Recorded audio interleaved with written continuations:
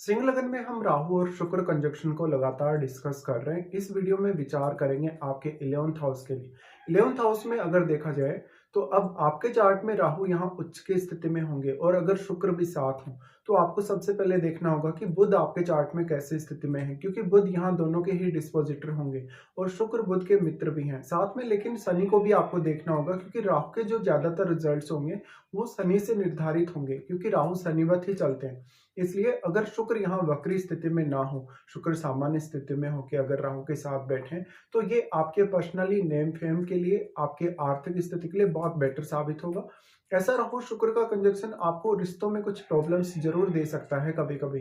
बाकी ये कंजक्शन आपके पूरे लगन चार्ट के हिसाब से सबसे अच्छा प्लेसमेंट माना जा सकता है। ये प्लेसमेंट की वजह से आपको फॉरेन से इनकम के चांसेस बहुत स्ट्रांग होंगे। साथ ही साथ आपका नेटवर्क बहुत विशाल होगा। आप कोई भी पर्टिकुलर बिजनेस भी अगर करेंगे तो बिजनेस में भी काफी ज्यादा सक्सेस पाएंगे और करियर वाइज तो आपको सक्सेस मिलनी है। यहाँ शुक्र क्योंकि 10th लॉर्ड है, 10th लॉर्ड होकर वो 11th हाउस में आ रहे हैं, तो अब आप अपने करियर में जो भी आप चाहते हैं वो सब अचीव कर सकते हैं।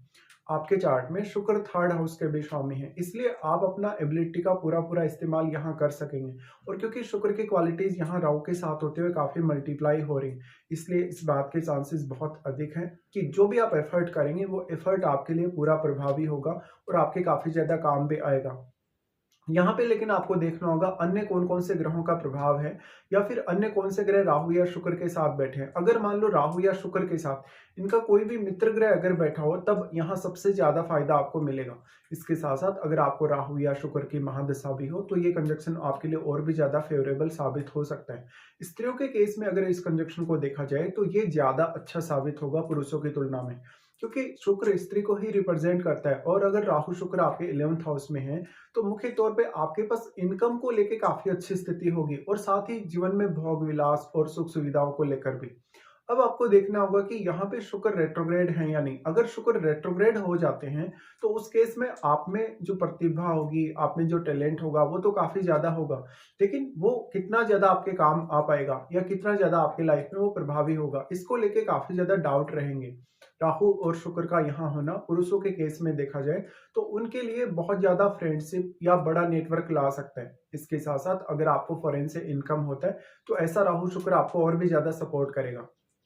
अगर आपको राहु की महादशा हो या इवन शुक्र की महादशा हो तो आप अपने करियर में परवान पर होंगे, साथ साथ में नेम फेम भी बहुत ही अच्छा प्राप्त करेंगे। अब राहु शुक्र के 11th हाउस में होने से इस बात के चांसेस काफी ज्यादा बढ़ जाते हैं कि आपका जो लाइफ का स्टैंडर्ड होगा वो काफी अच्छा होगा और आप बहुत ही एक अच्छा जीवन जिएंगे। साथ साथ में अपनी सारी की सारी रिक्वायरमेंट्स को भी पूरा कर सकेंगे और अपनी एक्सपेक्टेशंस को भी। लेकिन शुक्र आपके चार्ट में क्योंकि 3rd लॉर्ड है तो आपका नेचुरल टैलेंट, आपकी सारी की सारी स्किल्स आपके काफी ज्यादा काम आएंगी।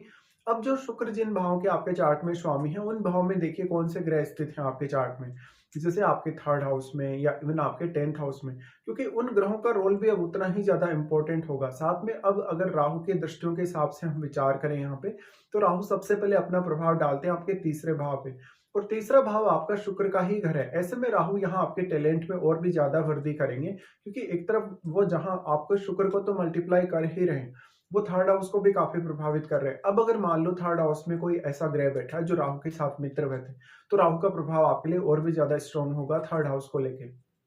तो ऐसा जो जातक होगा काफी हार्ड वर्किंग होगा और जीवन में जैसे जैसे वो उन्नति करेगा उसकी अपेक्षाएं भी उतनी ही ज्यादा तेजी से बढ़ेंगी।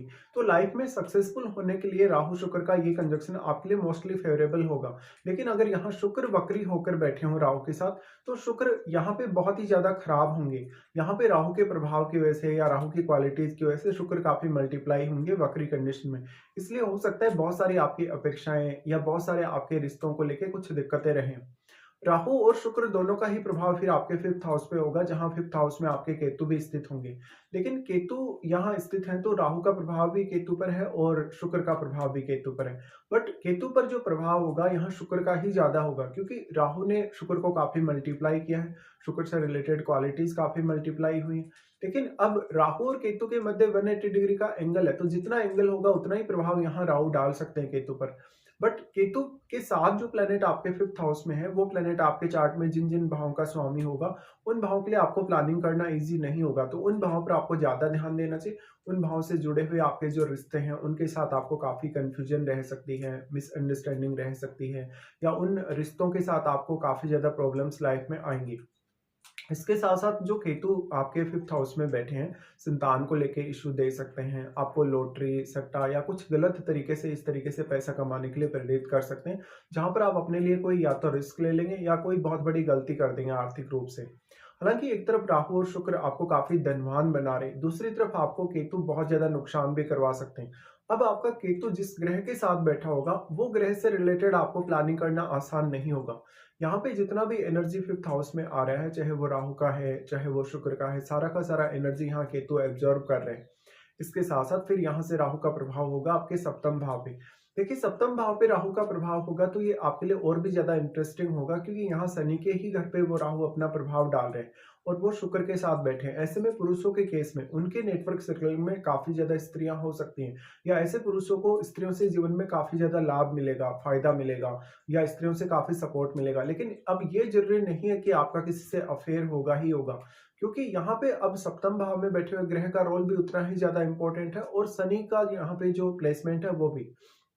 ऐसे केस में अगर मान लो आपका जैसे चंद्रमा जैसा ग्रह सप्तम में है, या कोई भी अन्य ऐसा ग्रह है जो एक अत्यंत शुभ ग्रह है, तब आपके इस बात की संभावना ज़्यादा होगी कि आपका किसी और की तरफ अट्रैक्शन होगा या किसी और से आपका लगाव होगा। लेकिन राहु शुक्र के आपके 11th हाउस में होते हैं, पुरुषों के केस में लाइफ में सफलता मिलने के चांसेस बहुत ही ज़्यादा स्ट्रांग होंगे। साथ-साथ में आपका अगर कोई भी बिज़नेस हो, तो बिज़नेस वाइज़ आप अपनी लाइफ में ज़्यादा सक्सेसफुल हो सकते हैं। राहु का प्रभाव सप्तम भाव पर होने की वजह से अब सप्तम भाव में जो बैठा हुआ ग्रह होगा, वो आपके चार्ट में जिन-जिन भावों को प्रभावित कर रहा है या जिन भावों का वो स्वामी है, उन भावों को लेके भी आपकी एक्सपेक्टेशन उतनी ही ज़्यादा तीव्र होंगी। राहु का प्रभाव सप्तम भाव पर होने से ये आपके पर्सनल नेम फेम के लिए, आपकी प्रसिद्धि के लिए, या आपकी जो भी रिक्वायरमेंट्स आपको पूरी करनी है, इवन धन लग्ज़री को लेके या बाकी करियर से रिलेटेड मामलों में, उनके लिए काफ़ी सपोर्टिव होगा। बट अगर आप कोई भी इंडिविजुअली बिज़नेस कर रहे हैं, तो आपके लिए ये कंजंक्शन का जो सपोर्ट है और भी ज़्यादा सपोर्टिव होगा।